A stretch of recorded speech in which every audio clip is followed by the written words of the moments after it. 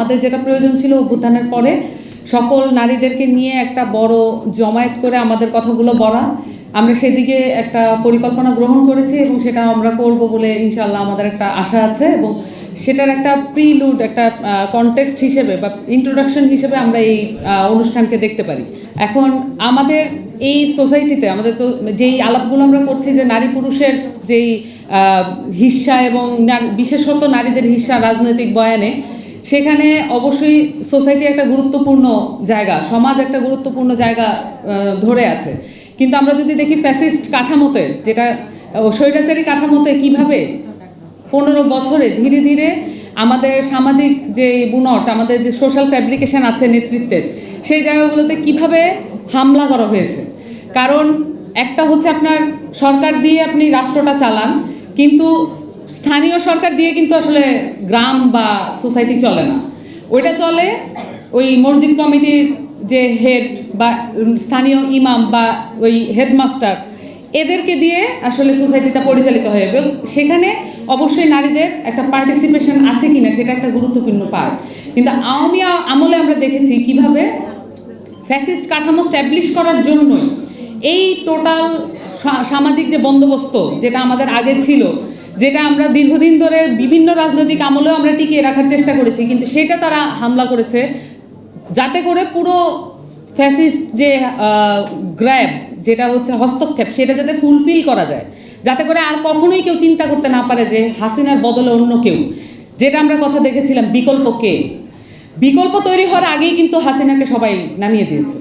হাসিনা পদত্যাগ করতে বাধ্য হয়েছে, তখনও কিন্তু বাংলাদেশে তাদের যে তথাকথিত বিকল্প, সেটা কিন্তু বাংলাদেশের মানুষ আর তোয়াক্কা করেনি। বাংলাদেশের মানুষ যেটা বুঝেছে, আমরাই বিকল্প হয়ে উঠব।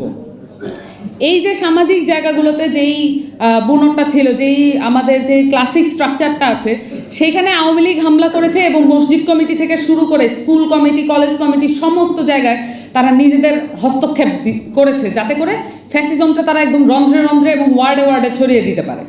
সেই জায়গা থেকে অবশ্যই এখানে আমরা যদি খেয়াল করে দেখি যে আমাদের যে নারী আসনগুলো, যেভাবে সংরক্ষিত নারী আসন বলে যেভাবে সিলেক্টেড ওয়েতে এদেরকে নিয়ে আসা হয়েছে, তাতে করে বাংলাদেশে গত 53 বছরে নারী নেতৃত্ব তৈরি হওয়ার পুরো প্রসেসকে ভুলণ্ঠিত করা হয়েছে।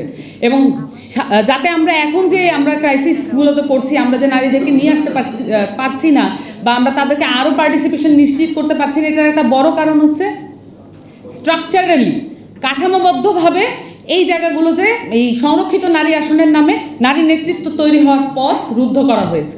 গণপরিষদ নির্বাচনের দিকে যাব ইনশাল্লাহ, আমাদের সেই দিকেই আমাদের যাত্রা। আমাদের অভ্যুত্থান পরবর্তী সময়ে এটাই হচ্ছে আমাদের একমাত্র যৌক্তিক নির্বাচন, আমরা বলছি গণপরিষদ নির্বাচন। কিন্তু আমাদের জাতির ইতিহাসে, আমাদের বাঙালি রাষ্ট্রের, বাংলাদেশি রাষ্ট্রের যে জাতির ইতিহাসে, সেখানে যদি আমরা দেখি সর্বশেষ গণপরিষদ নির্বাচন, তার মধ্যে থেকে যেই সংবিধান সংস্কারের যে সংবিধান প্রণয়ন কমিটি করা হয়েছিল, সেখানে 34 জন পুরুষ ছিল, একজন মাত্র নারী ছিল। তার নাম ছিল বেগম রাজিয়া খাতুন। ওনার নাম আমরা কেউ জানি না।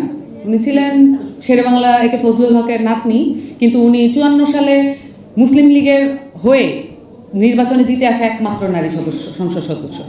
তো এই যে নারীদেরকে যারা এসেছিলেন, তাদেরকেও যে আমরা ভুলতে বসেছি, তাদের নামও যে আমরা উচ্চারণ করছি না, এটা আমাদের জন্য পরবর্তীতে আর ভবিষ্যতের জন্য ভালো না। আমাদেরকে ইতিহাস থেকে নারীদেরকে তুলে আনতে হবে, আমাদেরকে প্রীতিলতাদেরকে মনে করতে হবে, আমাদেরকে ইলা মিত্রদের মনে করতে হবে, আমাদের রাবেয়া বুসরিনকেও মনে করতে হবে এবং আমাদের যারা নারী নেতৃত্ব ছিলেন বিভিন্ন সেক্টরে, তাদের নিয়ে কথা বলতে হবে, চর্চা করতে হবে।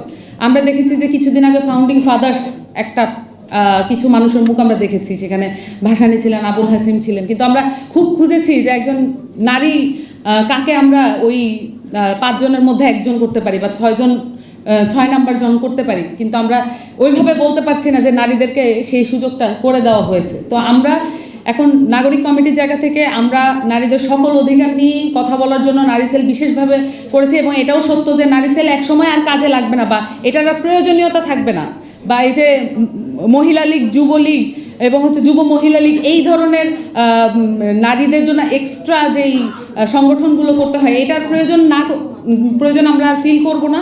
আমরা মেইন স্ট্রিমে আমাদের একদম স্বাভাবিক রাজনীতির যে ধারা, সেইখানে নারীদেরকে নিয়ে আসবো, কিন্তু এখানে কিন্তু কিছু বাধা আছে। যে আমাদের যে রাজনৈতিক সংস্কৃতি, যেটা পরিবর্তনের কথা আমরা বারবার বলছি, বিদ্যমান রাজনৈতিক সংস্কৃতিতে নারীদের অংশগ্রহণ ধীরে ধীরে কমার পথেই থাকবে। আমাদেরকে যেটা নিশ্চিত করতে হবে, বিদ্যমান যত রাজনৈতিক দল আছে তাদেরকে এটা নিশ্চিত করতে হবে তারা তাদের রাজনৈতিক সংস্কৃতি, ইন্টারপার্টি ডেমোক্রেসি নিশ্চিত করে তারা তাদের রাজনৈতিক সংস্কৃতি পরিবর্তন করবেন, যাতে ভাইয়ের রাজনীতি, সহমতের রাজনীতি, আর হচ্ছে সেলফির রাজনীতি, আর হচ্ছে এই মঞ্চের পিছনে গাদা গাদা লোক দাঁড়িয়ে থাকার এই ধাক্কাধাক্কি আসলে সম্ভ্রান্ত ফ্যামিলির মেয়েরা এটা করবে না। সম্ভ্রান্ত ফ্যামিলির মেয়েদেরকে যদি আপনারা রাজনীতিতে দেখতে চান এবং মেয়েদেরকে যদি, নারীদেরকে যদি দেখতে চান সেই তাদের এম্পাওয়ারমেন্টের জায়গায়, তাহলে অবশ্যই আমাদের রাজনৈতিক সংস্কৃতি পরিবর্তন করতে হবে। সেই সাথে অবশ্যই এখানে ফিমেল এম্পাওয়ারমেন্টের সাথে অবশ্যই এখানে সম্পত্তির অধিকার জড়িত। আমাদের দেশে এই মুহূর্তে নারীর সম্পত্তির অধিকার নিশ্চিত করার জন্য যেই আইনটা ব্যবহার করা হয় সেটা অ্যাকচুয়ালি পাকিস্তান আমলের আইন, আপনারা জানেন কিনা। তো পাকিস্তান আমলের আইন দিয়ে আমরা এখনও, আমাদের পাকিস্তান আমলের আইন দিয়ে আমরা শ্রম আইন করছি, আমরা পাকিস্তান আমলের আইন দিয়ে 1861 সালের ব্রিটিশ আইন দিয়ে আমরা পেনাল কোড, এবং হচ্ছে পরবর্তীতে আমাদের এই যে পুলিশ আইন সেটাও 1861 সালের, এবং আমাদের নারীদের অধিকার রক্ষার জন্য যে আইন সেটাও হচ্ছে পাকিস্তান আমলের। সো এই যে জায়গাগুলো, যে আধুনিক জায়গাগুলোতে আমরা সম্পত্তির অধিকার নিশ্চিত করা নারীদের জন্য এক্সারসাইজ, পাওয়ার এক্সারসাইজের জায়গাগুলোতে তাদের কি জায়গা থাকতে পারে, এই জায়গাগুলো নিয়ে কথা বলা, এই সামনের দিনে এই আলাপগুলো আসা জরুরি। এবং সামনের দিনে গণপরিষদের নারীদের অংশগ্রহণ সর্বোচ্চ পরিমাণ থাকবে, এই লক্ষ্যে জাতীয় নাগরিক কমিটি কাজ করছে এবং এই লক্ষ্যে সামনের দিনে রাজনৈতিক দলও কাজ করবে।